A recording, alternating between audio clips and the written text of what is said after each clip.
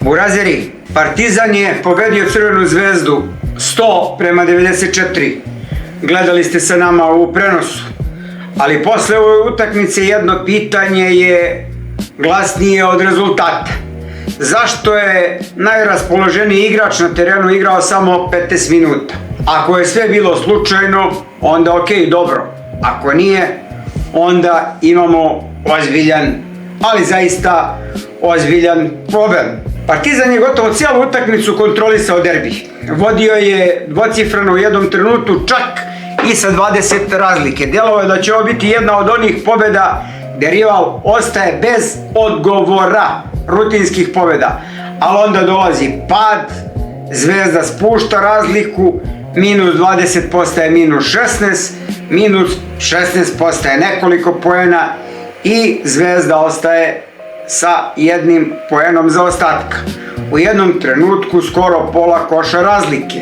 I od meča koji je izgledao završen, dobili smo epsku dramu. Partizan je ipak pobedio, rezultat kaže 194, ali rezultat ne objašnjava sve. Jer prava priča možda nije samo ova pobeda, možda je prava priča ono što se dešavalo dok smo gledali pobedu. I zašto je ovo važno? Sljedeća utakmica može pokazati da li je ovo bila slučajnost ili je ovo neki obrazac. Do kraja ovog videa pokušat ćemo da odgovorimo na nekoliko pitanja. Da li je trener Joan Pereira pravi potez koji obične navijače ne razume? Da li postoji razlog zašto su neki igrači sklanjani kad ih je išao šut? I najvažnije, da li je Partizan dobio uprkos sopstvenim greškama i sopstvenim sabotažama?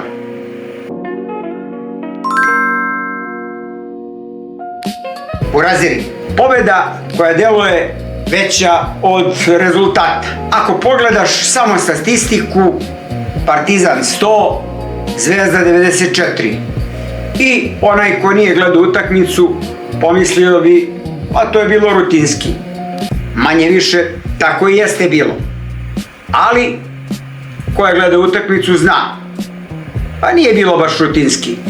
Ovo je bio meč gdje je Partizan pokazao da ima karakter, pokazao je širinu, pokazao je da više nije ekipa koja pada posle prve krize, ali kad se utakmica lomila, pojavljuje se jedno ime.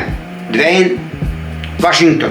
Dobro poznato lice, već skoro 2 godine igra u Partizanu i šta da kažem, ovako, Washington ulazi, šutira, pogađa, opet pogađa, skoro sve što je izbacio na ovoj utakmici je ušlo. Ukupno 21 poen za svega 15 minuta. I onda dolazimo do jednog prostog i logičnog pitanja. Zašto čovjek koji gori na terenu sedi na klupi? I zašto je veći deo utakmice presedeo na klupi? A nije povređen, a utakmica nije nebitna, nego za nas vrlo bitna. Jer ovo nije prvi put. Protiv Zvezde i ranije pokazivao da ume da rešava.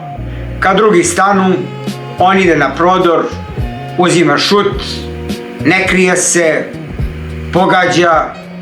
Sećate se one utakmice kad je Partizan imao seriju poraza i kad se lomilo, Željko je verovao u njega i on je napravio čudo.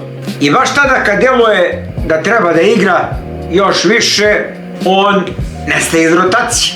Više je sedeo na klupi nego što je igrao. E sad, ovo je moje mišljenje.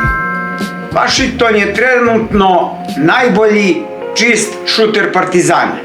Ne kažem da je najbolji igrač, naravno tu je Carlik Jones kao najbolji igrač, tu je Calathes i ostali, ali Washington ima najlepši izbačaj, najprecizniji luk, kad ga krene izgleda kao da ne može da promaši. Problem je što on, ljudi, nije playmaker, on je back shooter, on samo vidi koš i zna da šutira. A ove sezone često moramo da igra playa. I svi znamo zašto, zato što je Carlik Jones povređen, bio dobar deo sezone, a Nick Calathes ima godina koliko ima, tako da ne može cijelu utakmicu da igra. I onda je Washington morao da izigrava play-a, a on to jednostavno ne ume.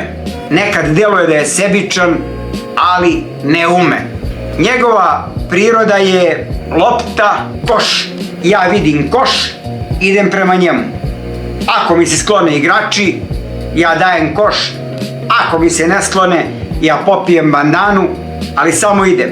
Napad, koš, napad, koš. To je moj DNK. Kad takvog igrača teraš da bude nešto drugo, gubiš deo njegove snage. I zato Bata izgleda kao da je sebičan. A na pomenutoj utakmici sa Crvenom zvezdom vidjelo se da nije sebičan, da ume da asistira, da ume da doda, da proigra, ali samo je pogrešno korišten. To je moje mišljenje, drugi imaju drugačije mišljenje, ja mislim tako.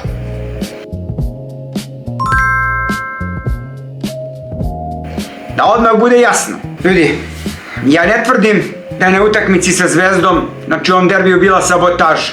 To bi bila ozbiljna optužba. Ali tvrdim da postoje potezi koji navijače zbunjuju i postoje potezi za koje navijači imaju pravo da pitaju, jer nijedan navijač nije slep, a nisam ni ja. Peñarol je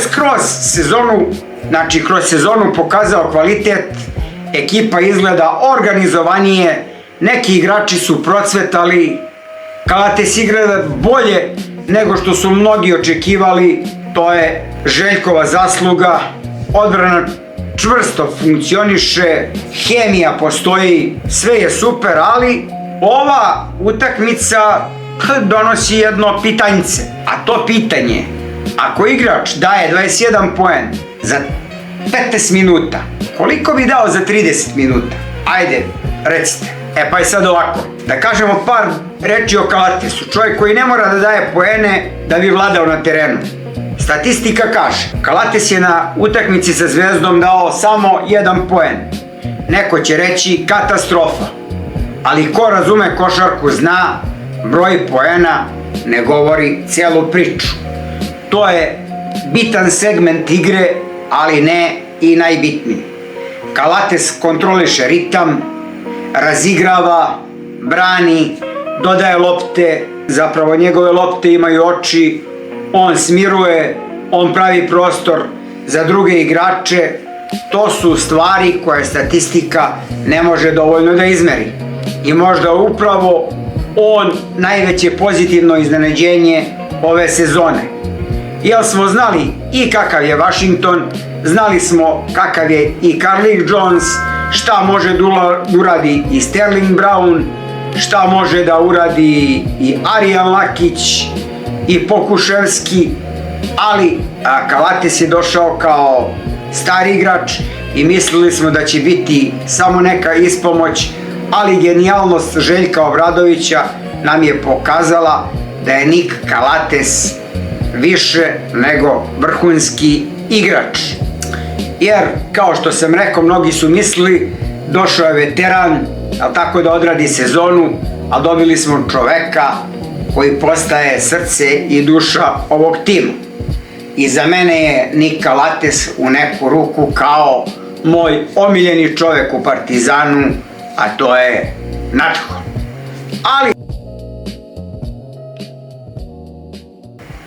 Ali sad dolazi obrt. Šta ako pitanje nije zašto Washington nije igrao? Da li je Peñaroya pokušavao da sačuva igrače za sledeći meč? Može i to da bude odgovor. Jer revanš dolazi brzo. Atmosfera će biti drugačija. Hala Aleksandar Nikolić, mala hala, publika Zvezdina, Zvezdine sudije, što bi rekli, jedna vrsta zverinjaka. Nervoza, a Partizanu trebaju zdravi i razigrani igrači. Ako je ovo bio plan, onda taj plan i nije loš. Ali, boga mi, ako ovo nije bio plan, onda ovo igra izgleda zaista zabrinjavajuće. vrlo zabrinjavajuće. Buraziri, sve ove sumnje, ovo što mi sumnjamo, da li je zaista sabotirao utakmicu, šta je radio, te sve sumnje će se razvejati uskoro, u četvrtak. Revanš će da da odgovor. Jel neki obrasci se ponavljaju, ako opet najraspoloženiji igrač bude sklonjen, pitanje će postati glasnije. To ne mora da bude u ovom smislu Washington, možda bude Carlik Jones najraspoloženiji, možda bude Arijan Lakić, možda bude Sterling Brown ili tako dalje. Nekog možda krene i ako ga bude držao na klupi, a njega ide, onda znaćemo da ovo nije slučajno, nego da je ovo obrazac ponašanja. Ako ne bude tako, možemo samo gledati čudnu trenersku odluku, jel tako? Još jedna stvar koju moramo da znamo. Zvezda ne izgleda stabilno. Zvezda izgleda kao tim u slobodnom padu. Izgubila od Zlatibora, jedva njih prošla, problemi kroz sezonu, mnogo oscilacija, jedva su prošli CDVitu, da nije bilo sudija, ni CDVitu ne bi mogli da pobede i zato Partizan deluje ozbiljnije, mirnije i kompletnije. Partizan deluje kao jedna ekipa koja je vrhunski komponovana, a kompozitor te ekipe ipak nije bio Penjaroja, nego Željko Obradović. Ali derbi ne prašta, samo zadovoljstvo, derbi jede favorite, derbi je derbi i moramo da ga odigramo kao da je biti ili ne biti.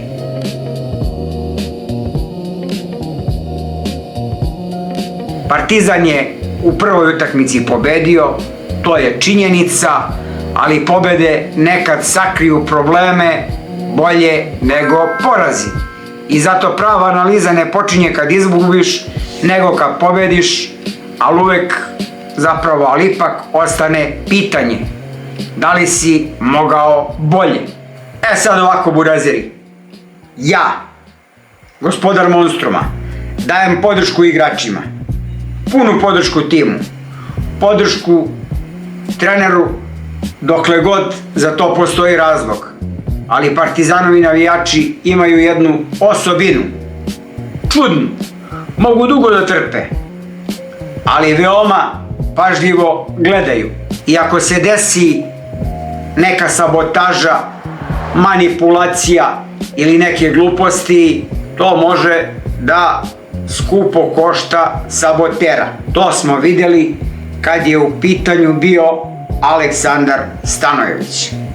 Bata je dobio batine jer je sabotirao Partizan i mi smo derbi protiv Zvezde pukli u fudbalu. Sad, buraziri, vi mi recite, da li je Penjaroja imao taktički plan koji obični navijači ne vide? Ili je Washington morao da igra mnogo više? I drugo pitanje, da li je revanš meč koji će pokazati istinu ili ne? Napišite iskreno, šta vi mislite o Penjaroji? Ja sam vam rekao, to je čovek koji je do sad jako dobro vodio tim, ova utakmica je pokazala neke čudne odluke, ali ostale stvari su bile kako treba. Znači, ostavite u komentaru šta mislite o Penjaroji, šta mislite o predstojećoj utakmici, zaprati kanal i postani deo posade broda koji se zove Gospodar Monstruma Show.